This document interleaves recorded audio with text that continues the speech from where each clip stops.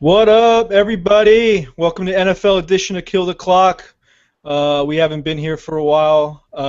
It's been like, I don't know, 4 or 5 weeks. But we're back and we're better than ever, and we're gonna hash out some really good matchups this week. I'm Shaheen Koigani. I'm here with Anhad Singh and Ravneet Singh. How you guys doing? Great, great. How are you doing, Ravneet? Dude, I feel like the world is going upside down. The Raiders just won. Oh, I thought you were high. Oh, I feel like it, man. The Raiders just won. What is happening? Oh man, I Yeah, think dude. I think all of us thought they were gonna win at least one game, right? Nah, dude, I thought they were going to go win this the whole year, to be honest. Okay, that's harsh. To be I think I, honest. I think the bigger question was which game will be the one that they actually win? Because we're expecting them to go 1-15, right? Right. Oh, they win one more game? I don't know, man. That's pushing their luck a little bit. I don't know. They have a, they have No, a, they have a couple winnable games left. Rams and Bills, I yeah, think. yeah, the Rams and Bills, yeah. I think those are the realistic ones. So let's see, 1-15, 2-14, maybe 3-13. Who knows? They should be looking forward though to next year in the draft. They should be in the discussion for like the number one pick, and they have a great opportunity to if they feel like Derek Carr is their franchise quarterback, to trade the pick and get a lot more picks so they could rebuild a roster that really needs like just better players overall. So. Yeah, I think Yeah. that's their quarterback of the future, I think, and Khalil Mack looks really good so far too. I want to mention, I don't know if you guys saw it during the game, but like late in the game when they had a sack on like third and 10 or something, Mhm. and it was like within a minute of and the Chiefs were driving and they needed a score obviously to win the game. The guys that sacked the quarterback, they were, I think it was C.L. Moore and Khalil Mack. They were doing a handshake celebration in the backfield, and the Chiefs were rushing to the line. Um, and they thought that they had won the game already and that the game was going to be over. And Justin Tuck had to call a timeout so that they wouldn't get flagged for offsides because they were 15 yards past the line of scrimmage, doing celebrations Oh still. my God. Dude, that's the sign of a team that didn't deserve to win that game. No, Hey, yeah, the Chiefs made it really interesting. I think we can give a props out to Latavius Murray, who, within one game has shown that he's probably the best running back there, and they should go forward with him for the season. And for you guys in fantasy who are listening to this, you should definitely go pick him up. I would make him number one waiver priority over Jonas Gray because I don't trust New England running backs. Latavius Murray looks like he's a freak, man. He ran a 4.38 at his pro day. He's 6'3", 210, 215. He's got great size and speed. And 4.38 for a running back, that's really fast. And he showed it on that 90-yard run. And he had, I think, 4 carries for 112 yards and a touchdown. He totally injected new life to that offense. And then when he left with the concussion, the Raiders started looking like the Raiders again. Right. No, I have the stat here. Latavius Moore became the first player in NFL history to rush for 110 plus yards on less than 5 carries. Wow. Yeah. Yeah. But the thing is, that concussion is gonna hurt him. I don't know if he's gonna play the next game. But that being said, yeah, fantasy owners, I would pick him up. Right. Well, it's a Thursday night game, and they have 10 games, 10 days until the next game, so at least he has a longer time to Yeah. get out of the concussion protocol. So that's a good thing. And I'm sorry, I was wrong. He had 2 touchdowns. He had an 11-yard carry and a 90-yard carry for a touchdown. Yeah. So he looked great. His cutbacks were vicious. He looked fantastic. I think they should totally go with him going forward. And I don't know. I think our friend Majid has him in our dynasty league, and I'm kind of peeved about that. But yeah. Anyways, a great win for them. I always thought this was going to be a trap game. This looked like a trap game. Everyone was saying it this week, like, oh, the Chiefs just won against the defending champions at home. It was a great win for them. and then they have the Broncos in 2 weeks. Oh, but they have the Raiders on Thursday night. They should take care of business, right? I don't know, man. It just smells like a trap game because you know the Raiders are 0-10, and all those veterans in that locker room, they want to get at least one win this season, and you knew that this was going to be their Super Bowl. Yeah, and nothing's given in the NFL. The Chiefs can't take this game for granted, and I mean, it seemed like they did, and they started off really slowly, and then in the fourth quarter they picked it up, but it was just too late by then. You know, they tied the game 17-all, but you can't just uh, be asleep for the first few quarters against any NFL team, even if it Yeah. is the Raiders. Right, and props to Derek Carr. He led like a 70-yard drive at the end, and there were a couple of fourth and shorts, and he had two critical quarterback sneaks for first downs on that game-winning drive, and that was really huge. Like, he showed a lot of poise, and he put the team on his back basically, and he put in a really good performance, and they came out with a very narrow victory. There were a lot of things that happened that could have, the Chiefs could have come back and won, but the Raiders at the end, they needed a long drive to win the game, and they totally killed the game basically. And so good job for them for getting their first win of the season, which has been like 368 days since their last win, which was back last year in Houston. Wow. Crazy. Yeah, 16-game losing streak just got ended. Mm. Damn, that's crazy. Well, let's move on to the next game then. We have the Jets versus the Bills. Yeah. And Can I make a point before we move on? Yeah. I just want to say that I'm really loving this season right now because we're done with Roger Goodell, we're done with Adrian Peterson, we're done with Ray Rice situation. Josh Gordon's back. Now when you turn on any sports news, you're just hearing about how good Aaron Rodgers is. The state of the New England Patriots, the record that DeMarco Murray can set this season, and you're just talking about the good things about the sport and not the distractions that surround it. So I'm Amen. really, really happy for where the season's going so far. Yeah, totally agree. Yeah, amen to that. Well, let's move on to the next game then.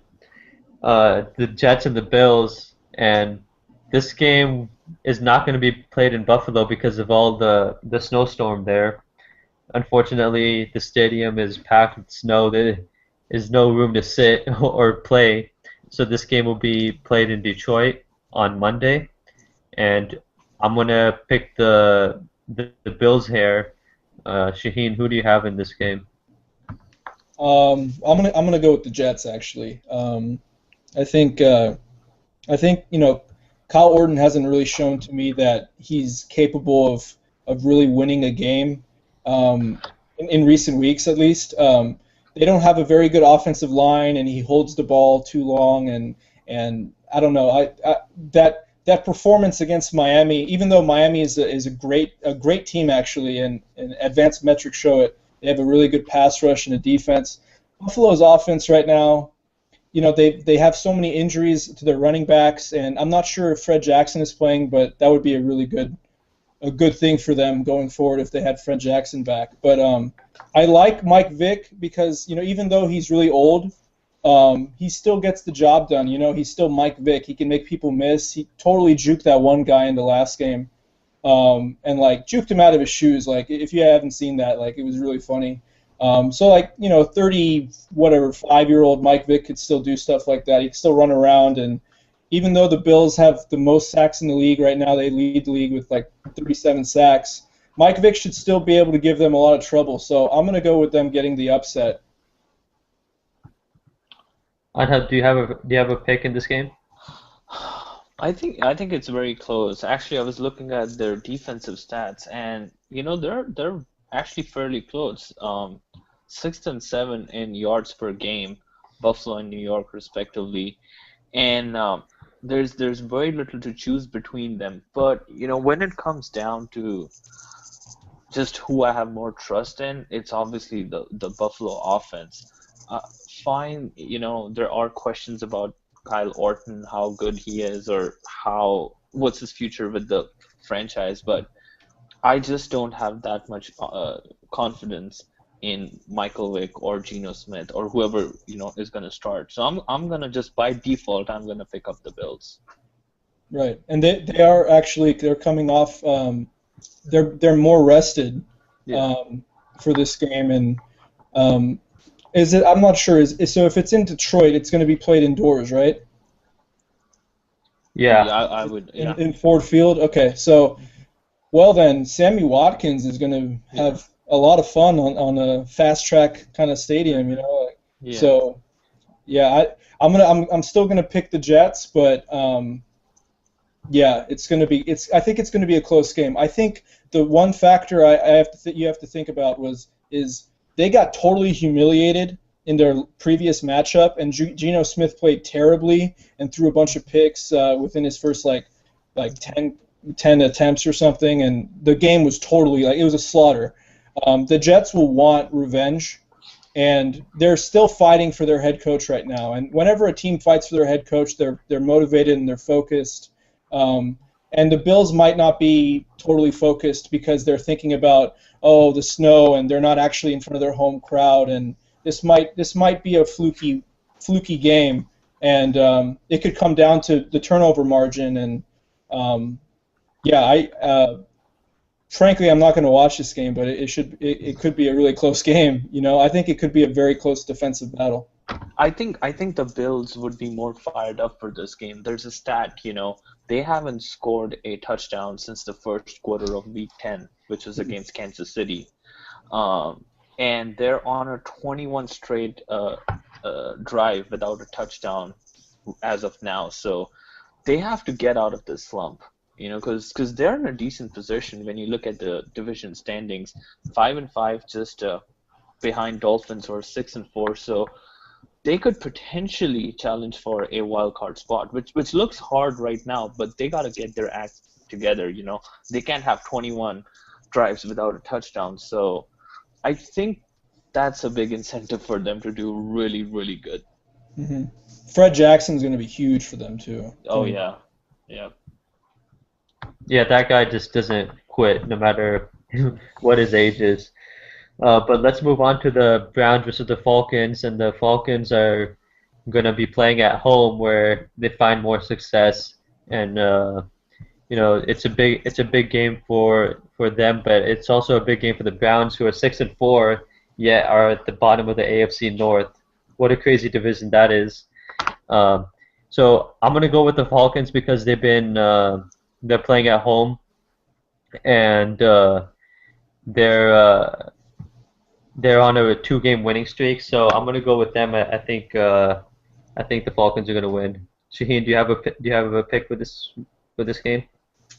Well, I think the big story for this game is Josh Gordon making his return. I think fantasy owners who have stashed him for the whole year will be really pleased about that. That he didn't make a mistake like smoke more weed and get suspended again or something like that. So I think huge advantage to Cleveland to have him back, because their running game, which has really been their staple of their offense with the play action pass with Brian Hoyer, has really suffered ever since their center Alex Mack has been out. Before that, they were really moving the ball on the ground. They cut Ben Tate. They're showing more trust in Isaiah Crowell and Terrence West. It looks like it's going to be them two and maybe like the hot hand between them two going forward. So that's a pretty good 1-2 punch. But their running game is definitely going to open up now when you have Josh Gordon stretching the defense vertically and pulling a safety away from the back. So I would expect Josh Gordon to have a good game against Desmond Trufant, who he's going to be lined up against. Even though Desmond Trufant's a good cornerback in his own right, the Atlanta pass rush is totally anemic, and they haven't been able to get any pressure on a quarterback. I think their best pass rusher is Paul Kruger. So I feel like both teams will be able to score in this game, but Rob, you made a point. They're on a 2-game winning streak, and Atlanta has incentive to win this game. They are not out of it. This division is so crappy that I don't know what their record is. I think it's terrible. It's 4-6. 4-6. If they win this game, I think they're within 1 game of first place. No, they're tied for first place right now, actually, with Oh my gosh, that the division same. is so bad. Wow. Yeah. So even though okay, so this is going to be a very interesting game because both teams are they want to make the wild card spot. They want to. I mean, the Falcons could have to win the division to get in the playoffs. There's a lot of incentive for both teams. The Falcons are at home, and you know what? I think I'm going to go with the Falcons too. I actually agree. I think the Falcons, when they look at the schedule after this game, they're going to play the Cardinals and then the Packers. Those are two very tough games that are coming up. So if you're in the Atlanta Falcons locker room, you're realistically thinking, let's give 100% to this game against the Browns. And, that's where they have to get that W in. And I think they're going to get this. Yeah, that's a good point. It seems like a must-win for the Falcons if they want to like make the playoffs, and for the Browns, it's a big game for them too because they could still win that division. Even though they're sitting at 6-4 at the bottom of that division, they could still very well win that division. They were leading that division a week ago. Also, Jordan Cameron will likely not be playing. He did not practice on Thursday with it might be his fourth missed game due to that concussion. But anyways, let's move on to the next game between the Buccaneers and the Bears. This game will be in Chicago, and I'm gonna go with the Chicago Bears. I know they've been struggling recently, and Jay Cutler has been taking a lot of heat, but they had a 21-13 game victory over the Vikings last week, and I think you know I think that it gave them enough confidence, and I think they're going to win against a pretty dismal Buccaneers team. Shaheen, who do you have in this game? I think I think in this game with both defenses playing terribly, I think both will be able to move the ball and score. Um, the point spread. I'm going to talk about point spread because that's a little more interesting than like an outright winner. The Bears the line is Bears by 6. I would actually put maybe some money on the Buccaneers to make this a close game. Because I feel like both teams will be able to score because everyone scores on Chicago. They're one of the worst defenses in the league. Josh McCown has played really well as of late, and Mike Evans is now an emerging superstar. I mean, I don't want to go that far, but like he is totally, taking over the league right now. He had 7 catches for 209 yards and 2 touchdowns last week. And he's had a great run of like the last 5 weeks with a touchdown every week. So Can I ask you something real quick? for sure. Who would you consider Mike Evans? He's in the race for offensive rookie player of the year, but would you Oh, give yeah. it would you give it to him, Benjamin, Sammy Watkins? Who's your pick for that I think award? I think Mike Evans has to be number 1 right now. Um, He hasn't played that many games though, compared right, to Benjamin. right. But I mean, when you have performances like the one that he had last week, and a lot of Benjamin's production has come in garbage time. Um, so I would edge with I would go with Evans, right now. Okay. Um, but yeah, like I said, like both teams will be able to score, so I feel like this could be a close game with a high number of points. So I mean, the Bears, I think the Bears will edge this game out, but I would take the Buccaneers point spread at +6. Anand, who do you have in this game, and what do you think about Mike Evans? And would you pick him to win Offensive Rookie of the Year? Um, I think statistically, you probably might have to give it to Kevin Benjamin, although some of his touchdowns or some of his production wasn't garbage time, as Shane mentioned. But overall, I think he's probably edging it right now. But there's still a lot of the season to go, so maybe by the end, probably Sammy Watkins emerges out, who probably has been one of the guys I've seen the most, and I've really liked his game. I just wish he had a better quarterback who was throwing at him. But before the last game, the Bears defense had a meeting. I think Mel Tucker, their defensive coordinator, suggested that everyone just get together and just, figure stuff out. And I guess it worked because they won last time. I don't know if something like that's going to happen if they're, I know most of their offensive players have been talking a lot. For example, you've heard Brandon Marshall talk to the media a bunch of times, and they've been out there, so the spotlight's on them, and that's a lot of offensive talent on the team. And I think that will be enough to see them through this week. I just don't know if the Buccaneers would be able to counter just that much offense. So yeah, my pick is the Bears.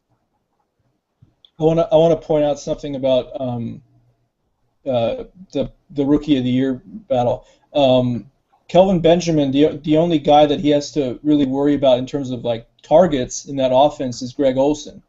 Tampa Bay, I mean, Mike Evans is outperforming Vincent Jackson, and Austin Seferian-Jenkins, their other rookie.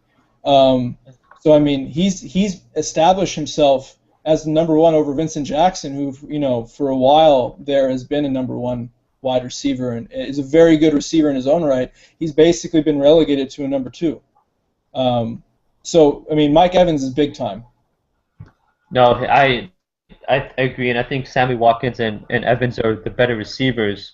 It's just that Benjamin has played most of the season, most of the whole year, and he's had more touchdowns and has been consistently productive. Who would you guys have in Dynasty between Watkins and Evans right now? You go ahead. I think I'll go with Watkins because I just think that the team is struggling with the quarterback, and somehow, some way, I'm going to expect that they get a better quarterback in, which I think is going to elevate Sammy Watkins' production in the future too. Mike Evans has shown that he's a little QB proof, right? He's produced with Mike Glennon, and now he's produced with Josh McCown. Yeah, I would actually go Mike Evans, but it's close for me. The reason I would go with Evans, though, is because he's a taller, bigger receiver. Right. Yeah, so. I should also mention that we possibly could throw in Brandon Cooks, who's now out for the season. But I think he was also a really, really good receiver who came in this year's draft. As rookie of the year, or I'm just saying. I'm saying in Dynasty? General. I don't think. In Dynasty, yeah. You're right. The issue. Well, this is generally like how I feel about receivers in fantasy in general, right? I don't typically go for receivers that are below 6 feet tall, and are like slot receivers like Brandon Cooks. I kind of stay away from them because even though they move the chains, they don't actually produce in the red zone as much as often taller guys, bigger bodies that could go up and get touchdowns. So I usually go for bigger, taller, and actually the correlation, the more important correlation, not actually height but weight. So I usually go for bigger receivers because they show more touchdown potential than slot receivers. The anomaly is like Wes Welker, but he played with Peyton Manning last year. I think he had around, I don't know how many touchdowns he had. He had a lot of touchdowns. But like typically slot receivers don't get a lot of touchdowns. Yeah. Well, if it's a PPR league, then you probably can put more weight into guys like Deshaun, and other slot receivers. Well, yeah, Deshaun's not a slot receiver. Oh, yeah, I was saying like other slot receivers. Like Brandon Cooks. Yeah, Wes Welker in PPR for past 5 years has been fantasy gold. Yeah. Brandon Cooks in the PPR league is ideal. Yeah. Or Randall Cobb, just because Aaron Rodgers is throwing to him. Oh yeah, he catches touchdowns and moves the chains. He gets Randall Cobb, yeah. Yeah. Anyways, let's move on to the next game. We have the Bengals versus the Texans. Giovanni Bernard practiced on Wednesday, so he should be able to play. Vontaze Perfect did not. So I'm going to go with the Bengals in this one. The Texans are playing at home, but I think the Bengals want to keep that lead in the AFC North. It would be crazy if they lost though, because then it's a three-way tie for the the second spot in that division. So that's just a crazy division, like we said earlier. But I'm gonna go with the Bengals here. And Shaheen, who do you have going in this game? I'm going to go with the Texans at home. Typically, Andy Dalton doesn't perform well against the Texans, whether in the playoffs or otherwise. The line right now is Texans by 1.5 points. I'm gonna pick that line, and I'm gonna go with them outright winning the game. Even though Cincinnati came with a very bipolar performance on Thursday night, and then in New Orleans, which is typically Right. a very tough place to play. The Texans' defense plays really well at home, and J.J. Watt is in great form right now.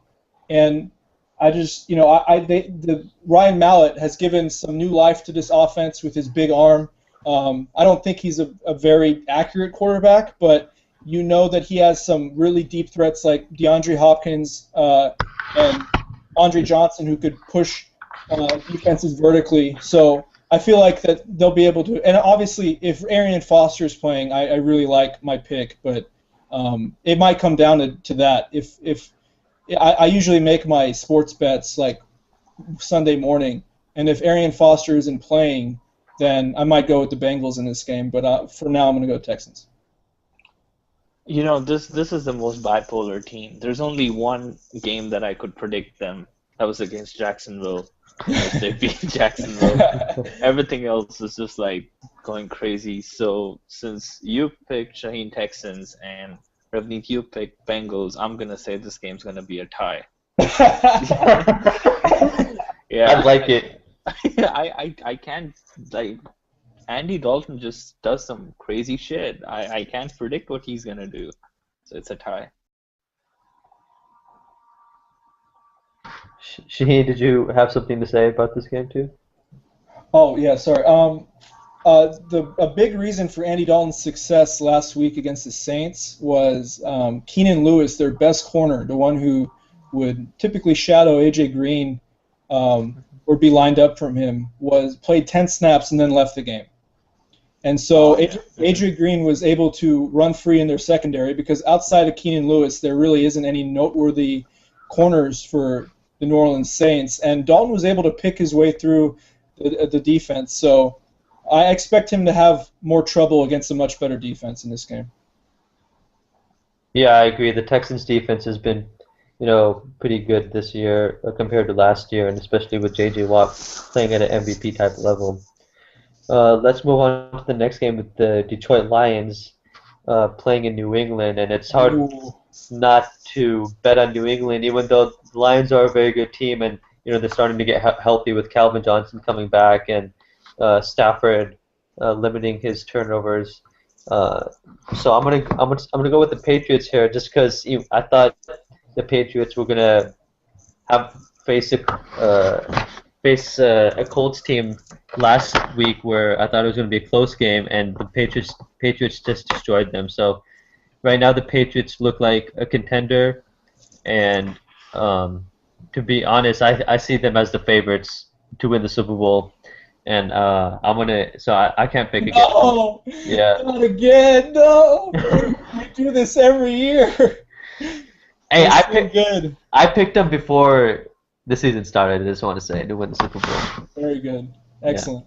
Yeah. I had them. You don't want to hear my NFC pick. My Super Bowl pick was New England and New Orleans.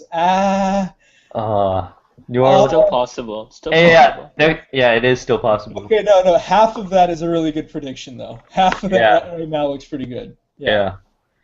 The only far-fetched prediction seems to be Seattle. Well, I mean, they have a better shot than New Orleans. I'll say that. Yeah. Oh, yeah. So, Shaheen, who do you have in this game between the Lions and the Patriots? Should I just wax lyrical about the Patriots, or should I just talk about this game? Can we just talk about the Patriots for like 30 minutes? How good they are. Tom Brady has such nice hair. He has a stunning wife. Let's mention that. His wife is really hot, but he's really hot too. Okay. So anyways, so the Patriots now have a rushing attack, and So like every defense in the league must be like, you got to be kidding me. Like now we got to deal with Rob Gronkowski, Tom Brady, and Jonas Gray, who ran for 201 yards against the Colts. Stat correction, it was 199. They changed it to 201. Thank you, NFL. So now I think this really opens up their offense. Belichick is not adverse to taking it out of Brady's hands and running the ball if it's proving effective. I know a lot of coaches actually are stubborn with the way they game plan, but Belichick is a very smart coach, best coach in the league. So they were running it down the Colts' throat. They're 26th against the run in terms of yards per carry, and he found that out and he exploited that. He won't be able to do that against Detroit. Detroit has an elite run defense, so Jonas Gray, if you're starting him in fantasy, I would kind of feel iffy about that because Ndamukong Suh is going to wreak havoc. The Patriots' offensive line has played really well in recent weeks, but Detroit should be able to get pressure on him because, again, Detroit's line is fantastic, even without Nick Fairley, who was lost a couple weeks ago. They have Megatron back. That's going to be a great matchup to watch, him against Darrelle Revis. That's like all-pro against all-pro right there. Golden Tate against Brandon Browner is also a good matchup. I would figure Golden Tate would win most of those matchups just because Brandon Browner kind of struggles with quicker receivers like Golden Tate is. This is going to be a good game. I like. Let me see, what's the spread? The Patriots by 7 points. I actually like the Lions to make this a close game because of their defense and because of the weapons they have. They should be getting Reggie Bush back this week. You could run on the Patriots. They have Joique Bell, and he's been playing pretty well. He actually had his best game of the year against Arizona, who's the other elite run defense in the league, Joique Bell. So I think this is going to be a close game, but I'm not ready to say the Patriots are going to lose. But I would take the Lions points. Oh, you would take the spread? Yes, I'll take the spread with the Lions plus 7. But I'm going to go with the Patriots winning the game because that's what they do. Yeah, I think this one's a harder one compared to the last few games that the Patriots have played. Now, there's a stat out there. The Patriots have scored 40-plus points in the last 3 games. The Lions have not given 40-plus points in their last 39 games. Ho, ho, ho. So the first question that I'm going to throw out there is, are the Patriots going to score more than 40 points? I don't think they will. What do you guys think? I don't think so. Yeah, I don't think so either. But I would take this. I would say the Patriots are going to win more than 7 points, though. Yeah, okay. I think this is going to be my upset game if you consider this an upset. I think the Lions will win this. It's probably going to be a low-scoring game. By low, I mean around 20, like 24-17 or something like that, around the 20-point mark. And I think the Lions are going to win this. Yeah. Nice. I like it. I would love. I actually, well, as a Packer fan, I don't want that to happen. But the Patriots could be looking forward to the Packers instead of the Lions, although they definitely shouldn't because the Lions are just as talented as the Packers are as a complete team. The thing about the Lions is, although they are 7-3, right? But the wins that they've had, they beat Miami, they beat Atlanta, New Orleans away, not in New Orleans, and then they beat Minnesota, they beat Jets. How many good teams have they beaten versus the losses have come against the Cardinals? It's 6-14. They lost to the Bills, and I don't remember the third loss they had. So I think the Lions have to prove something out there, that they can beat a really, really good team. And the statement would not be bigger than beating New England. So I think they should get this, and they will. Wow. Well, it seems to me like they're not beating the competition above their level, and that's where I feel like the Patriots are just going to win, especially since it's in New England. But let's see what happens. I just can't bet against Brady, nor can I bet against Aaron Rodgers, who will be facing the Minnesota Vikings And it's the Segue.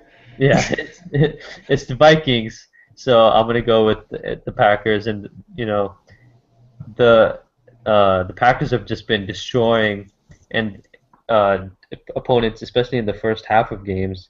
Last week they scored 53 points on the Eagles, and the week before they scored 55 points on the Bears. And granted, the Bears and the Eagles don't have great defenses, but that's a lot of points to put up. You know, not any team can put that many points up against even the worst defenses in the NFL. So Shaheen, who do you have in this game, and what is the state of your favorite team? I'm beaming. I'm really excited. This is obviously this is the first time in franchise history. They've been a franchise since 1919, so it's been a long time. This is the first time they've put up 2 consecutive games of 50 plus. So I mean, it's a great achievement, and I mean, one of them means more than the other. And even though we beat Chicago, I would have been happy with whatever the score of that game was. Putting up 53 on the Eagles is actually really surprising because their defense isn't terror bad, and we made them look like fools. So they're a very good team too. I mean, they beat some very good teams themselves, and to put up 53 on them, that was a huge statement to the rest of the league. This is a trap game to me. Minnesota is a rival. They're playing at home. They'll have the crowd with them. I'm not saying that I wouldn't pick the Packers. I think the Packers are still going to win this game. But in terms of a point spread, the Packers right now are favored by 10 points. I would actually take the Vikings making this a close game because they have a decent defense and they will be playing really hard because this is a division rival. And they're a 4-6 team. They're not a really terrible team. So I think we're getting good value with the line for the Vikings. Green Bay Packers, don't take the spread. Next. Thank you. I I know. completely agree with that. He's just being a paranoid fan. Yeah. Don't listen to him. Whoa. I'm being smart. Wait, hold on a second. No. I'm being a smart bettor. Wait a second. This is a very smart bet here. Come on, guys. Okay. So Okay. I'm just supposed to ride high and be like, oh, my team put up 50 burgers on everybody. We're gonna do it again. Come on. No, I mean I don't know if they'll do it again, but they're not gonna. It's not gonna be a close game. Yeah. What you No, said okay, was just all right. a bunch of crap. Does that hold for Indiana and Jacksonville too? Are you gonna take the spread there too? Which is our next game that we're gonna discuss. Yeah. Go ahead. Yeah. What do you think about this game, Shaheen? Yeah. What's this? Well, let me see what the spread is. Colts by 14. No, I'm not going to take the spread. 14. No, I'm not going to take the spread. Okay. Well, I think we're all gonna pick the Colts here, right? Any arguments on this one? Okay. Yeah, the Luck is despite last week, he's pretty dominant at home, and he's dominant off a loss. He's 11-1 against the spread, coming off a loss. Andrew Luck is, and I mean he's had a pretty short career so far. That's superb. That means that if you're betting for him, that you got to like that number. So 14 points, yeah, they could get more than that against Jacksonville. They blew them out at Jacksonville earlier this year. So can we just go back? Can we talk about Teddy Bridgewater for a second? Teddy Bridgewater, man, is okay. All right, I'm not gonna talk about it. Let's just go to the next game. Okay. Go ahead and give your little spiel on Bridgewater, and then we'll go to the Eagles and Titans game. Is Adrian Peterson back? No. No, he's not I think back. he's out for this Okay. season. He's out All for right, the man. season. Okay, so if he was back, I would have totally put like $500 on the spread. All right, just saying. Okay. Yeah, but he's out for the season. They I do know. have Ben Tate if you want to put the spread on. If you want to take the spread. Nah, They did. Jerick McKinnon is better than Ben Tate. He is. But yeah. So you want to give your little spiel on Bridgewater? Bridgewater's going to get sacked by Julius Peppers all day. I don't know. I just don't. They don't have a very good line, and they've allowed the 4th most sacks in the NFL. So Teddy Bridgewater, he needs to turn into Donovan McNabb really soon if he wants to win this game. I'm just saying, guys, like I wouldn't put it past Minnesota to make it within 10 points of a loss. Is that so hard? Moving With the on to practice Titans playing versus. well, yeah. With the practice playing, Moving on. moving on. We Moving have the on. Titans and the Eagles playing in Philadelphia. I'm gonna go with the Eagles here. They've been very impressive this year. They did lose to the Cardinals in Week 10, but I'm sorry, in Week 9. Sorry, but this week I'm gonna go ahead and pick them. LaShawn McCoy hasn't looked like the same player. He only has 2 touchdowns on the year, but it's the Titans, and even though the Titans played well against Pittsburgh on Monday night, I'm still not a big fan of them, though they do look like they have a good quarterback to go for the rest of the way. So Shaheen, what do you think about the Titans this year? I thought the Titans should have won their last game on Monday night against the Steelers, but the Steelers edged that game out largely in part to Le'Veon Bell running for 200 yards. So Yeah. LaShawn McCoy has not looked like the same back this year, but Tennessee's 29th against the run. They're giving up 4.53 yards a clip. LaShawn McCoy should have a good game, but I've said that a past couple weeks when LaShawn has had a good matchup, not Arizona, but in the matchups that he has everyone back on his offensive line. They maybe need some continuity with everyone back now. So this is a really good game to start get them going because their offense is really predicated on the running game. It sets up everything else for them. If you put the ball in Mark Sanchez or Nick Foles' hands and ask them to win a game for you, it's going to be hard. Even if Chip Kelly is your coach and an offensive genius in his own right, those quarterbacks typically don't win games for you, and their offense is definitely predicated on LaShawn McCoy.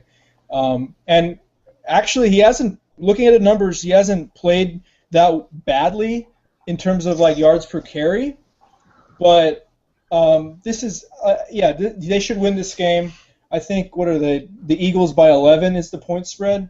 I wouldn't bet on this game, but I would say the Eagles are going to win, and I think I would like to see their running game get going because Tennessee wasn't able to contain Le'Veon Bell at all. I want to see LaShawn McCoy turn back into Shady McCoy.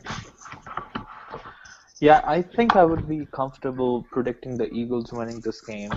Will it be a blowout? Maybe. I'm actually thinking that this is probably going to be a blowout. The Eagles it's been weird, every time you watch the Eagles and you feel like they're coming, but they're not there. There's something that's missing, and then they lose the quarterback, and then Shady isn't playing the way, he was supposed to be playing, as a lot of people thought he would. So every now and then I feel that this team can, go up a notch. Now, the interesting thing is after this week, the next 5 weeks, they're playing the Cowboys, and then they play Seattle, then they're playing the Cowboys, Redskins, and Giants. That's a lot of division games. So I don't know if that's distracting, but the 2 games against the Cowboys in 3 weeks is something that's going to be a very interesting period for Philadelphia, and just how the whole division looks at the end of the regular season. And, it's going to set the tone for the playoffs. So it's interesting. And if there's a notch that this team can find, especially with their running game, they better get it sorted out soon before they face the Cowboys. Well, they're facing the Cowboys on Thanksgiving. That's 4 days after this Titans game. Oh, and so it's in Dallas, that game. Right.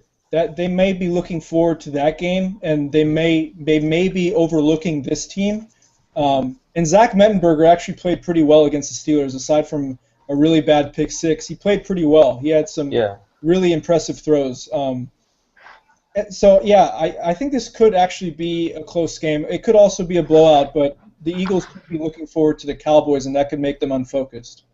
Yeah, true. Like a Raideritis sort of a thing. Yeah, trap game, maybe. Yeah. The Eagles have had, they've been carried a lot, not by their running game this year, but by their special teams. Their special Yeah. teams has had 5 touchdowns this year, so which leads the league. So give props to their special teams. And the thing is, I don't know if that's you could consistently rely on that. And so Props to their GM for getting Darren Sproles for like a 5th-round pick. yeah, what a steal that was. Yeah. Yeah, but let's move on to the next game. We have the St. Louis Rams facing the San Diego Chargers, and this game is going to be in San Diego.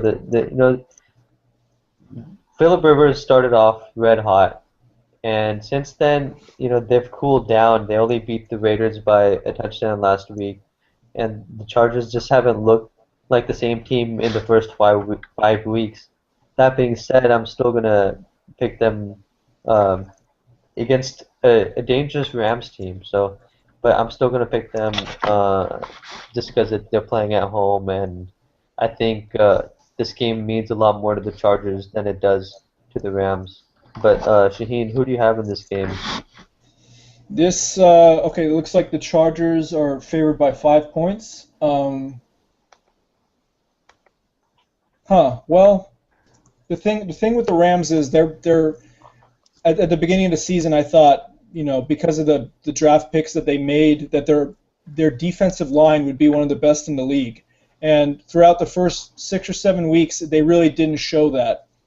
And then Aaron Donald started being on the field a lot more, and now he looks like one of the most dominant rookies out of this class, and a very dominant player. And he was the one, along with other people on their line, who gave Peyton Manning a lot of fits. And that's really the key to really messing up the rhythm of any quarterback in the league, much less the elite ones. Is if you could rush your forward and not blitz, you have a huge advantage because you can drop people in coverage. You don't have to subtract anyone off the field with the blitz. And smart quarterbacks like Philip Rivers will be able to diagnose blitzes easily because they've been playing for long, they're experienced, and they're smart, and they're really good. They don't have to do that. And the bad part for the Chargers is they have one of the worst offensive lines in terms of pass protection. The last couple weeks, I've just been seeing Philip Rivers get bum rushed just constantly throughout the course of a game. Even though he has elite level anticipation on his throws, if your quarterback is on his ass for most of the game, you have problems. And that's really one of the biggest reasons why they've really fallen off is the Chargers haven't been able to run the ball, and the Rams don't give up a lot of rushing yards. They're fifth in terms of ground attacks with 3.59 yards a clip allowed. So that's a pretty good run defense. So the Chargers won't be able to run the ball very effectively. The Rams will be able to get pressure. This could be a very close game, and the Rams are playing really well right now. So I actually would probably take the Rams at their value, +6, I think, or 5 or 6 or something. But I would expect the Chargers to maybe edge them out with a field goal. Yeah, I think despite whatever the spread is, I'm actually liking the Rams a little bit more than the Chargers. I just think the Chargers have a lot of injuries, and also the Rams, although their record doesn't show this, but they have a really hard schedule, and they started off with they faced the first 2 weeks they faced the Vikings and the Bucks, which was not that bad, but then they had to go through Cowboys, Eagles, Niners, Seahawks, Chiefs, Niners again, and then Cardinals, Broncos. Those are very, very good teams. And look, they beat the Broncos, they beat the Niners, and they beat Seattle, right? So they're not intimidated, right? They can get it to you. And if it comes down to just making sure Philip Rivers does not get enough time, gets pressured a lot, I think the Rams can pull this off. And I'm actually leaning a lot towards the Rams winning this game. Interesting. I feel weird picking like San Diego at home now, but I'm gonna stick with them. Anyways, we have the next game. I'm sorry, my schedule I just lost my schedule. The next game is the Cardinals and Seahawks. Oh right, a divisional game that means a lot because the Seahawks are tied with the Niners in that division at 6-4, and the Cardinals look like they're running away with that division. Though they do have a tough schedule coming up, including this matchup against the Seahawks in Seattle. I'm gonna go with the home team here because I think Seattle knows that it's every game from this point on is a must-win game, as it is for the Niners. So I'm gonna go with the team that needs to win more, even though the Cardinals do look like they've been playing the better football this year. But Shaheen, who do you have in this game, and what's the spread on this game? The spread, it looks like it's Seahawks by 7. Um, I'm not sure I would pick Seattle spread, but actually, hold on, let me think about it. Anhad, you go first. Let me collect my thoughts. Let me give you a stat.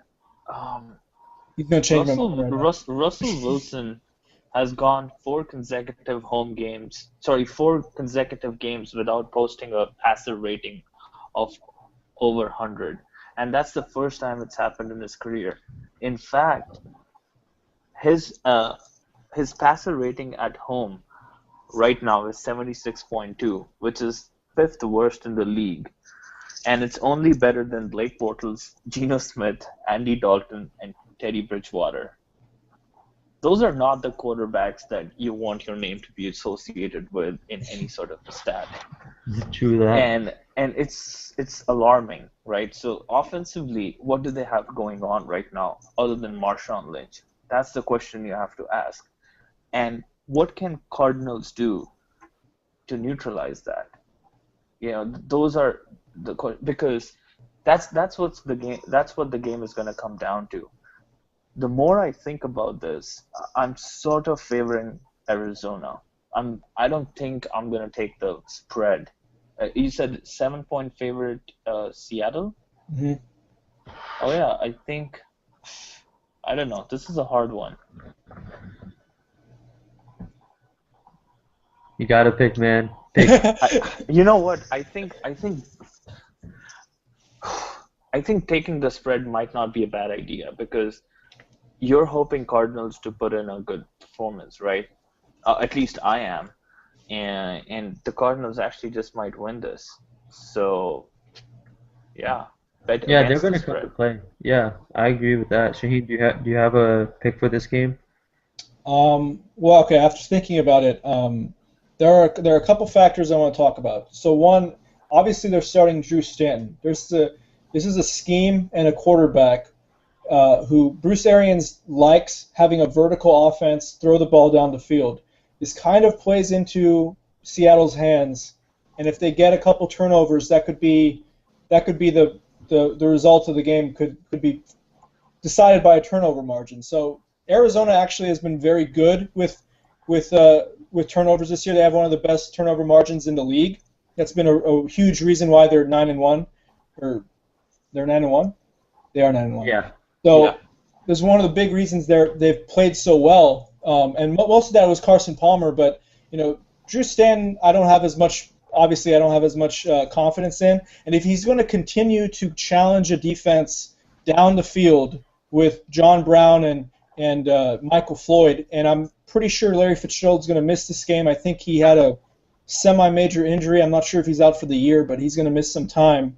So they lost a big threat over the middle of the field. They're going to have to use their tight ends a little more, which they could do against Seattle. Seattle gives a lot of yards to tight ends. The Cardinals have a top 10 defense. Their strength is their run defense, and it's going up against Seattle's strength on offense, which is Marshawn Lynch.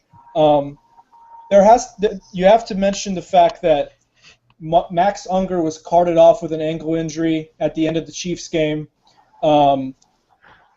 Russell Wilson has been under pressure constantly. The Cardinals will be able to get pressure on him. But I think Bobby Wagner, I wanted to mention, might play. Oh, okay. That would be huge for them. Yeah. Having lost Brandon Mebane, they do need someone in the middle of their defense to stop people from running all over them, which has been the case. The Chiefs, even though their strength is the run attack, so the Cardinals have to go into this game thinking they could run on the Seahawks to win the game, and that's exactly what you have to do if you're in Seattle. Is you have to win time of possession, try to take away their strengths, and stymie Marshawn Lynch, and they have the ingredients to do that. Having said all that, though, I'm going to take Seattle and the spread. I'm going to say they're going to win by more than 7 points because I just don't think this game means as much to the Cardinals with them being 3 up on everyone else in the division. It doesn't really mean much if they lose. Seattle, it means a lot more, and they have the Niners coming up. And I mean, this game is it might be more important than the Niners game because you have to win these games in the division. And if you win against the Cardinals, that's a statement in itself because they played poorly against the Chiefs and they couldn't close out 2 drives at the end of the game. And the Chiefs, they should be lauded for their defense for stopping them. But the Seahawks will be coming back with a lot of purpose in this game. And I expect them to win handily. Yeah, that's a really good point because the Seahawks have to play Cardinals this week, and then they're playing the Niners, the Eagles, the Niners against, and then they go to Arizona and end the year by playing the Rams. That's a lot of games against the division rivals, so they definitely have a lot more purpose. Cardinals, win or lose, they're fine. They're cool. 9-2, still very good. Yeah. Still top of the. Yeah. Oh, before we go ahead, I have a question for both of you guys. Is Bruce Arians a lock for Coach of the Year? At this point, he has to be the favorite, yeah. Yeah, I mean, I think the Cardinals have been like the Cinderella team of this year, and with all the injuries they've had, especially on just not on defense, but with Carson Palmer, I would pick him as Coach of the Year. Yeah. The public forgets that this team won 10 games last year, though. Yeah. That is true. Don't you think with Carson Palmer out, and if they can keep the pace or close to how they've been performing right now, Bruce Arians will get even more recognition for what Cardinals are doing right now and put him in even a better spot to win the Coach of the Year award. Might get an extension for more money. Yeah. He would get Coach of the Year if they finish 14-2 or 13-3, and they finish with the number 1 or 2 seed in the conference. And I think we would all agree this is the tougher conference out of the two. Yep. He inherited a very good team, but he has done so much with this team, especially with the fact that they've suffered some crazy injuries. And obviously, whenever your quarterback gets injured, no one expects you to be a good team after that. But the strength of this team is not their quarterback. It's the team itself. It's a very complete team, and he's done a great job. He deserves all the credit, and he's kept a very good mindset going forward. And yeah, I mean, if they have the number 1 or 2 seed at the end of the year, he has to be Coach of the Year, in my opinion. Yeah, and they're 9-1 right now, and after the Seahawks game, they're playing the Falcons, Chiefs, and the Rams. So not necessarily an intimidating schedule as compared to some other teams. They do end the year with playing Seahawks at home, and then they're going to come to San Francisco to play the 49ers, or I should say Santa Clara. So it's not necessarily a really hard schedule. They could, realistically, they could be 13-3 or 14-2. So, yeah, Bruce Arians, good job.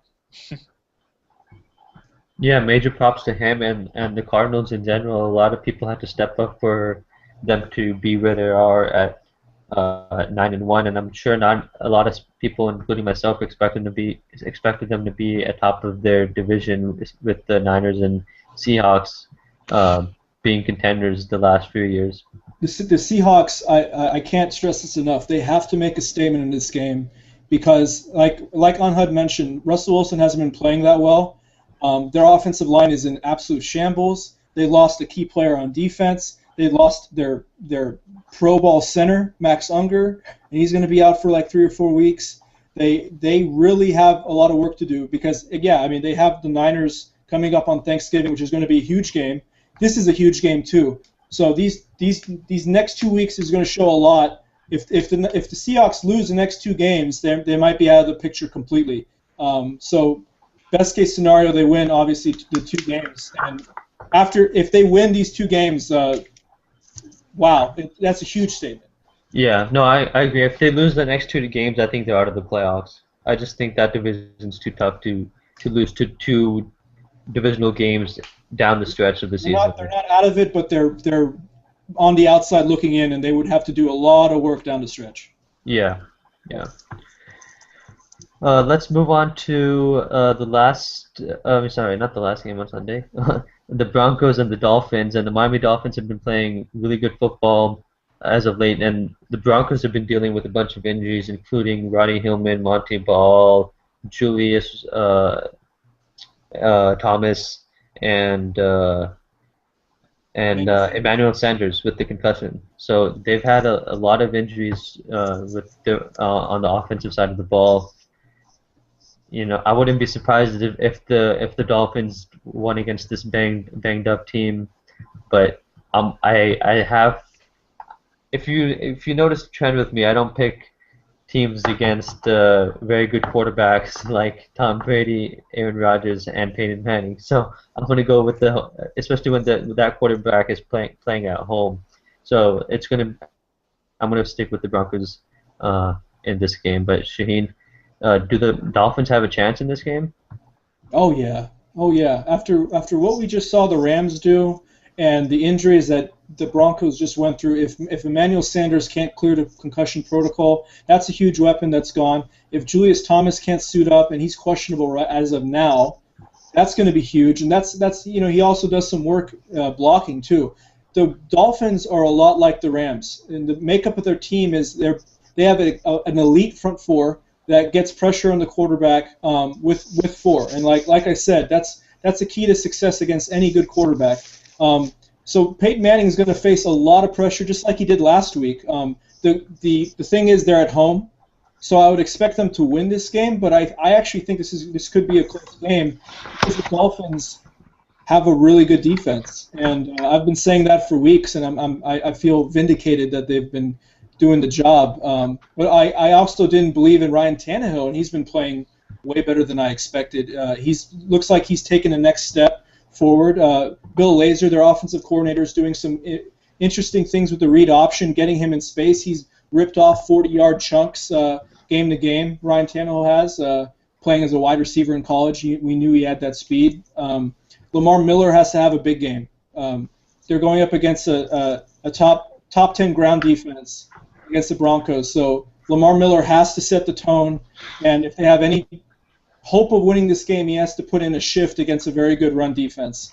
So they need to keep Peyton Manning off the field. When Peyton Manning is on the field, they need to rush with four and get to him without blitzing. And if they are actually missing those weapons, Denver, if they're missing those weapons, then they definitely have a shot to win this game. Yeah, Miami do have a shot to win this game. Peyton Manning's actually 5-8 against the Dolphins, including 0-1 in the playoffs. So that is a .385 winning percentage, which is his fourth lowest against any single opponent throughout his career. So clearly, it's not one of his favorite opponents. But having said that, Denver have been on the road the last 3 games against New England and Oakland and St. Louis. So this is one game that they're going to play at home before they go to Kansas City. And I just hope Peyton Manning to put in an MVP performance. I don't remember when was the last time people had question marks about Denver in the last 18, 19 months, and having lost 2 in the last 3, people are actually they're exposing the deficiencies of this team, how you can just pressure Peyton Manning, and they've struggled running the ball, and now they have all these injuries. So I just think that Peyton Manning's going to put in an MVP performance, and they have to view this as a must-win game, to be honest, before they hit the road again.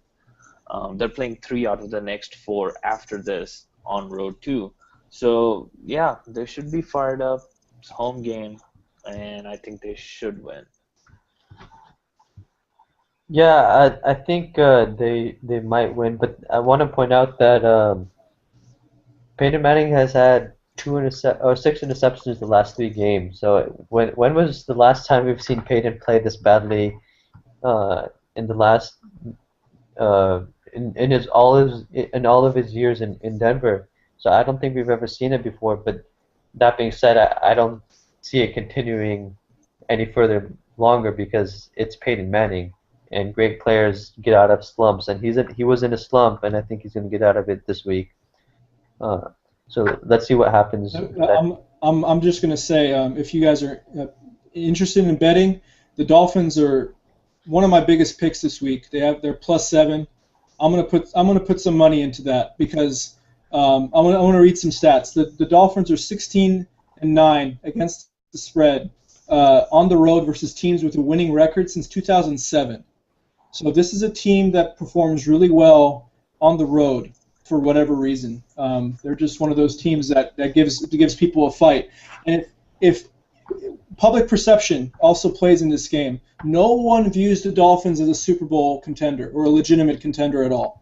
The public perception is thinking, okay, Peyton Manning has to bounce back because he's Peyton Manning, and this is the Broncos, right? If people want to take Miami seriously, and Miami knows this, everyone in that locker room is probably they circled this game and said this is the statement game where everyone will look to us now. I mean, right? I mean, they're not a bad team. They're 6-4. They would be the same record as the Broncos if they get a win. They're going to come out firing. And I mean, obviously this game could go anyway, right? I mean, the Broncos could blow them out. I just don't see it happening with that pass rush. With the injuries that they have, obviously the Broncos really need Julius Thomas and Emmanuel Sanders. If they're totally healthy, it could be a blowout because they're just so dominant. They could be so dominant, and they're looking to bounce back. But I don't know. I really like the Dolphins this week. I'm going to put some money on them. I really like the Dolphins in general. I mean, they've been underrated this whole year, like you've said. They're actually, if you include if they won that Packers game and they won that Lions game, which both came down to the last minute or so each, this team could honestly be 8-2. They're this close to being 8-2. They whooped Tom Brady week 1. They almost beat Aaron Rodgers at home, and Rodgers pulled some magic out of his butt. And then they're playing against Peyton Manning. This team does pretty well against good quarterbacks. So yeah. No, I wouldn't be surprised if they won at all. And I think you're right. The Dolphins do deserve more national attention because this team is legit, and I think they are a contender. Yeah, I think they're definitely a contender for the wild card spot. This would go a long way in making people think that they can make some noise in the playoffs if they get there. I still have Broncos winning this game, but I'm going to take the points with the Dolphins. Yeah, I think it just comes down to their offense. I think defensively, we don't question the Dolphins. Do they have enough red zone offense? Because that's where they've struggled. And I think that's what sort of makes me incline a little bit more towards Denver and making the prediction. No, definitely. I think that's a good point, and I do think they're going to lose against Denver this week. But ever since, I mean, Tannehill looks comfortable in that read option, and he has done really well after that London game, I think in week 4 or so. And ever since then, he's been putting up really good numbers. And if you picked him up in fantasy, good for you because he was a smart pickup, and I think he's a viable starting option at this point.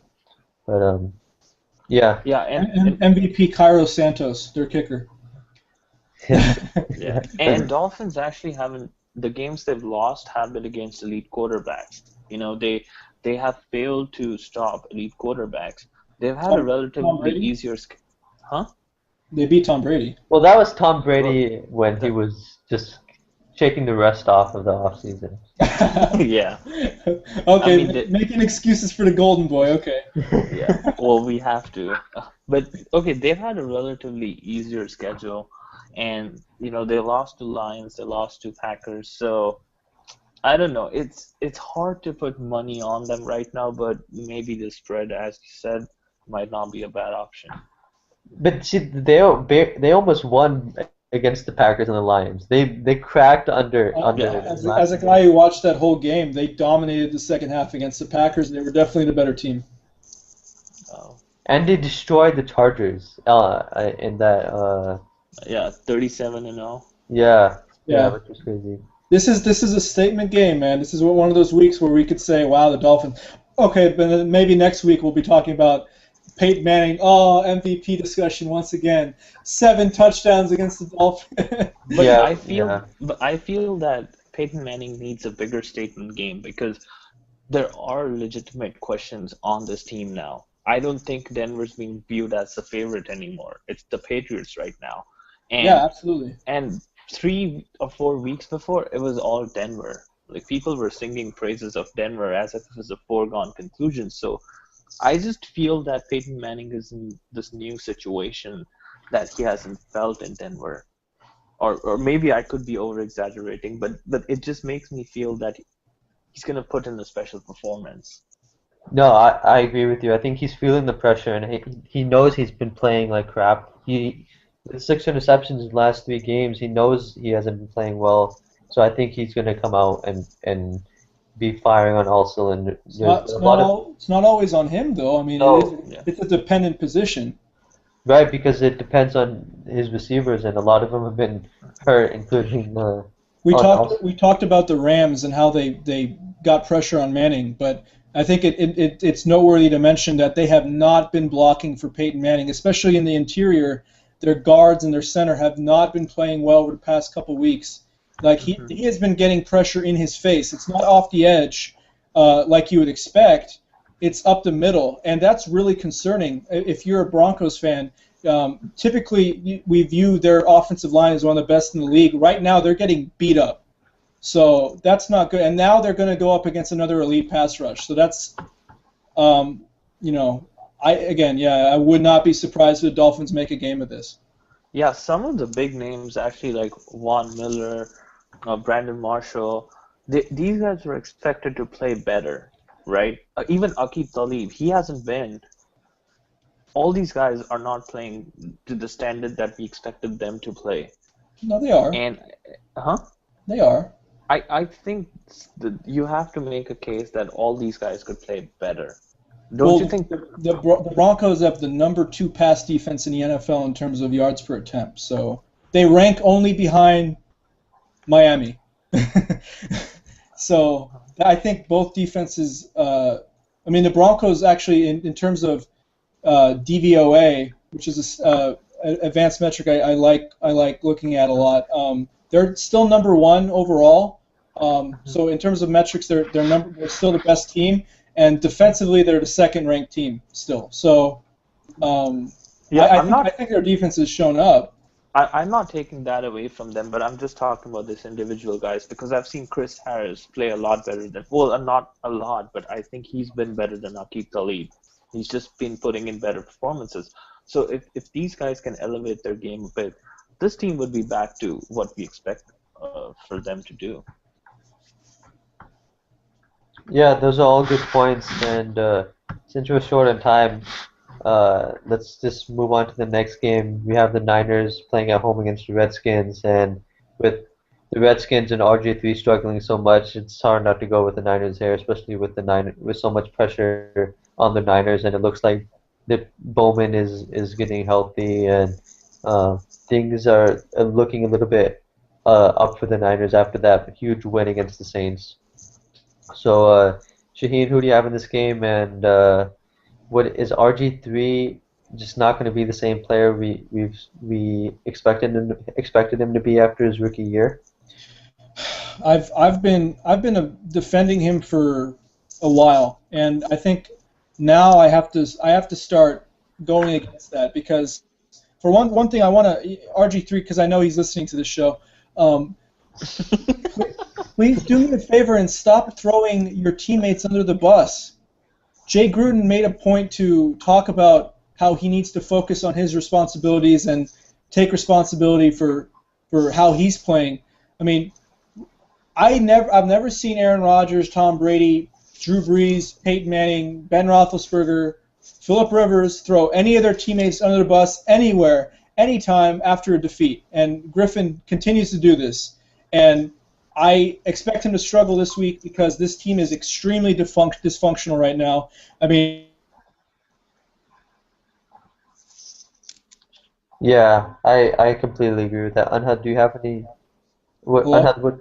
Yes, Yeah. you cut out a little bit, but Oh, Oh, sorry. no, no. I'm here. I actually expect the 49ers to win, but I hope they make it an easy win for themselves because too often in the past they let the teams that they establish a lead on or their favorites to begin with linger on so close to the fourth quarter. It actually happened against the Giants. It happened against New Orleans, the Saints. Games are too close. I hope the 49ers can exert some dominance on their opposition, and this would be a great week because Niners are playing the Redskins. You expect them to win, and Cardinals are playing Seattle, right? And if Cardinals can beat the Seattles, right, this is a big jump, um, as far as their divisional standing goes. So I hope they win and they win. They beat the Redskins good, so they're in a more comfortable position. Right. I, uh, I, I don't think the Niners have looked dominant at all this year. Like Yeah, they they haven't. when a quarterback throws 5 interceptions to you, you'd expect to make the score, a lot bigger than 16-10. Yeah. Um, their offense right now ranks one of the bottom 5 in terms of red zone production. Um, Colin Kaepernick hasn't really taken a step forward in my eyes. Frank Gore is struggling against. He has struggled against tougher run defenses, and he's going up against the Redskins, who are ninth in against the run. They give up 3.73 yards per carry, so that could continue. I expect the 49ers to win this game. Like I was saying, I think I was cut off when I was trying to say it, but I mean Washington is extremely dysfunctional right now. You got the head coach throwing the quarterback under the bus, the quarterback throwing his teammates under the bus. You got a team that has an owner who doesn't want to change a name. They're just all bad on this team. I just do not like the Redskins right now. I was defending RG3 for years because he was Rookie of the Year and he played really well. I have to say that like Dre Gruden probably doesn't have the right scheme for RG3, so I wouldn't. After this season, I know Robert Griffin hasn't played well, but I wouldn't be done with him because you've spent so many draft picks on him. I'm not sure if this is the right thing to totally give up on him. And if anything has to be done, I think you have to tailor an offense to his strengths, which they don't do. So they want to make him a pocket passer. I think that's going to take a little more time. But I'm not seeing the improvement that I need to see from Robert Griffin, much like I need to see from Colin Kaepernick. These two are two guys that can hurt you with their legs, but to take that step forward, you need to hurt them with your arm. So um, I expect the Niners to win, but I don't think it's going to be a blowout. But I mean, this would be a statement win if they do blow them out because they have in 4 games, if 4 days after this, they have the Seahawks on Thanksgiving. So that would be a big statement right before that huge game. yeah, I mean, they need to win this game, and this is their chance for the Niners to make a statement game. If they're going to make a statement game this year, this is their chance. So let's see how it plays out. Uh, in the Sunday night game, we have a divisional game between the Cowboys and the Giants, and this is a big game for the Cowboys. Giants have been struggling, and they've been on a losing streak recently. So uh, I expect it to continue because I think Tony Romo is going to be playing, and uh, I'm going to go with the Cowboys here. But Shaheen, who do you have? Yeah, I agree. I'm going to go with the Cowboys. They're coming off a bye. They're rested. That offensive line and DeMarco Murray are ready to go. The Giants are dead last in giving up yards. They're giving up 5.05 yards per carry, so they're dead last. I mean, Dallas is 30th in that stat. And I mean, so I think Rashad Jennings should have some success too. But I expect the Cowboys to win this game. I think there's going to be some divisional pride in that the Giants don't want to just lay down. You never want to do that against a rival, and they're going to come out motivated. But I think Dallas is just a better team right now, and they're going to show they're rested and they're coming off a bye and everyone's healthy. So I expect them to get the job done on prime time. Yeah, I think it's an interesting phase for Dallas because they've had the bye week and they're playing Giants Sunday night, and then Thursday they're playing Eagles. Um, the bye week couldn't have come at a better time, and I hope I know they'll be fully focused on the Eagles game.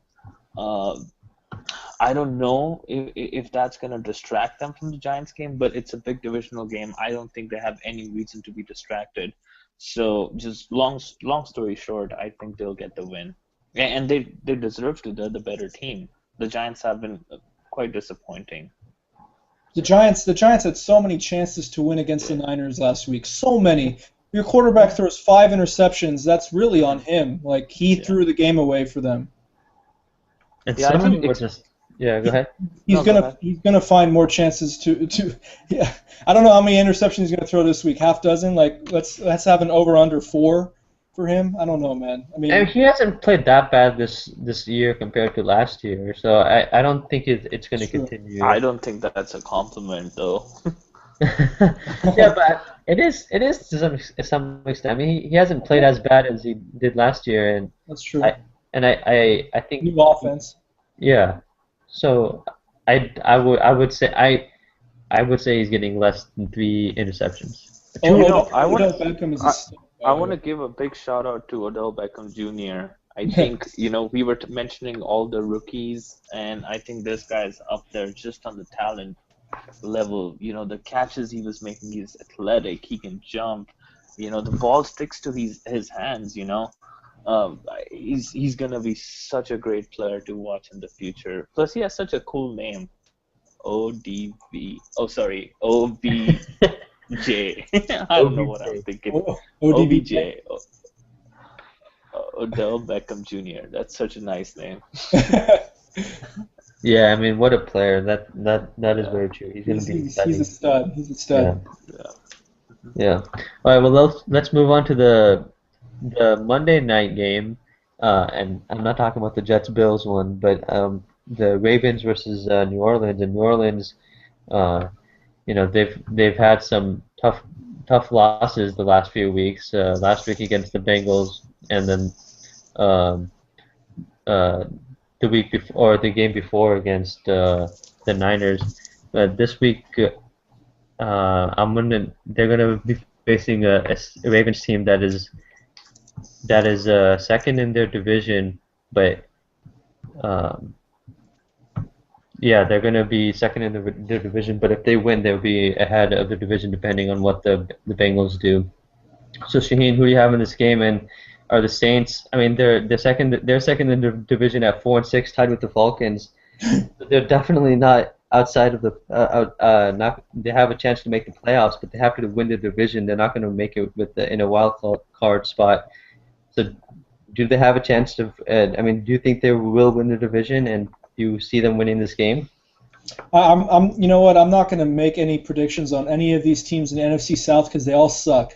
Every time I say something good about them, they burn me. Every time I talk crap about them, they blow out my Packers in primetime. Wait, you've never said anything good about the Buccaneers on the show. Oh no! Oh, okay. No. Ever since the show's inception, Mike since Evans, 19. Mike Evans for like 5 minutes. How much? Okay, fair enough. I'd take him first in Dynasty. Anyways, for this game, it's really going to come down to, since it's Monday night, I'm going to be looking at injury report to see if Keenan Lewis is 100%, if he's playing full snap count, and if Graham is going to be 100%. And I'm going to be like checking beat writers to see if he's going to be 100%. Because if Graham isn't 100%, much like Gronkowski and how much he matters to New England's offense, that's the same thing with Jimmy Graham. So he was banged up last week, and then Keenan Lewis obviously didn't play and allowed A.J. Green to go off. So if they have both of those guys healthy, I think I would take the Saints, and I would take the points in this. They're favored by only 3.5 points at home. And I think that's a fair spread because Baltimore is actually a pretty good team. And I mean, advanced metrics have them third overall, 12th offensively, 7th defensively, and number 1 in special teams for Baltimore in terms of DVOA. So they're a good team. I don't like betting against the Saints against them at home twice in a row. You know, so I thought they would win against the Bengals, and I would expect them to win this game, but I don't know if I would bet on them. And the only way I would bet on the spread on them is if they have those two guys healthy. So I have a question. How many different teams has Drew Brees beaten in the NFL? Has he never beaten the Ravens? Yeah, he's beaten 31 teams. So Drew Brees, Tom Brady, and Kerry Collins have all beaten 31 teams. Kerry Collins. Only Brett Favre and Peyton Manning have beaten all 32 teams. So if the Saints can win, Drew Brees could make history. Having said that, Thanks for reminding me that Brett Favre beat my Packers. I just kind of blocked that out of my memory. Thanks a lot. I know it's hard to predict these games. You know, there was a time about I think 3 or 4 weeks ago we were talking about Baltimore Ravens as a potential sleeper for going to the Super Bowl. I still believe that time at that time they were 5-2, I believe. Now they're 6-4. I don't know what's changed, and I don't know what their prospects are. They have an easier schedule going forward after this. They're playing the Browns, Texans, Jacksonville, Miami, San Diego. I don't feel that a loss against New Orleans would hurt them as much as it might hurt some of the other games that we've discussed so far. It's really hard to make a prediction here, but I do feel that the Saints really, really need this game way more than Baltimore. Having said that, I'm going to go for a tie. What? Another tie? It's the second time you've come with the ultimate cop-out. What the hell? It's suspended game, a postponed game. I don't know. I'm just gonna. There's too much snow outside in New Orleans. No, I honestly have no prediction, but I'm just gonna say New Orleans Saints because I think at home they're gonna pull it off, and they really, really need this win way more than Baltimore does. So do they though? Because Baltimore, I mean, New Orleans has to think, okay, if Atlanta loses to the Browns, and I mean they're 4-6, right? They're same record as them. They still have to feel like that they could win the division. But like if you're Baltimore, you have 3 other teams that have good records, and they're all vying for the division spot. Yeah. So I feel like Baltimore has a lot of pressure on them too. After watching the Bengals do the job last week, they have to feel like they could do it too. Especially if they feel like inside they feel like they're better than the Bengals. But as I said, Baltimore actually have a relatively easier schedule coming up. So, I mean, they should be fired up. They should go out there to win. But I'm just saying, if they don't win this, it's not the end of the world for them. That makes sense. Yeah, I think Justin Forsett should be able to run on this team. The key is getting Joe Flacco to be in favorable third and short opportunities so that the crowd noise and the whole stadium doesn't factor in and force him to make bad decisions. If he's in short yardage situations, the Baltimore has a good opportunity to win this game if they could sustain drives with their running game, which I think they should be able to do. Justin Forsett has been really, really good this year, and their offensive line is really good blocking for the run. So I think, that's really what's going to come down to. Joe Flacco has to keep the turnovers down, and they could come out with a win. But, I don't think I would bet against the Saints twice at home. Yeah, I think that's what it comes down to for me too. I don't. It's so hard to see Drew Brees get beaten again, and I just wouldn't bet on it. Yeah, coming off two losses, and then both of which were at home. Mm-hmm. Yeah. He hasn't played well this year, and he's turned the ball over a lot of times. He also lost Brandon Cooks for the rest of the year, so I wouldn't be surprised if New Orleans lost. They just haven't looked like, the same team as in years before. And Brees that would kill that home field advantage conversation, right? If they lose 3 straight games at home, back to back to back, that would be hilarious. I'm just saying. Yeah. No, I mean, I'm hoping for it because I'm a Pittsburgh fan, and we could use a Ravens loss.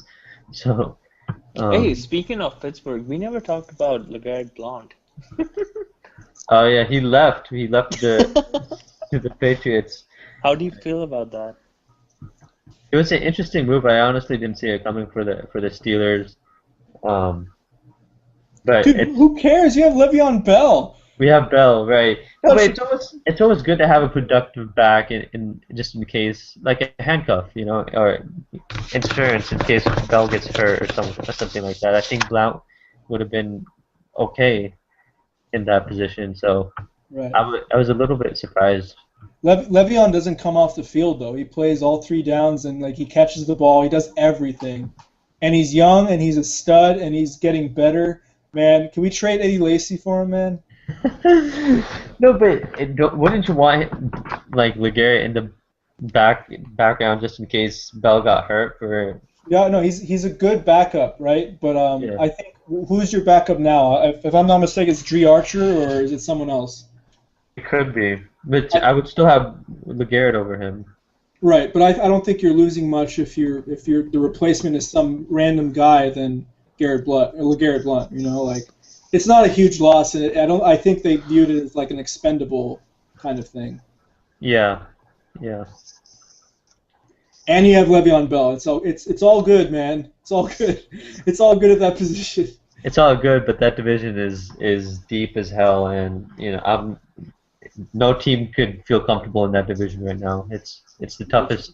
It's the Most competitive division, yeah. It's the most competitive division. Yeah, it's not the yeah.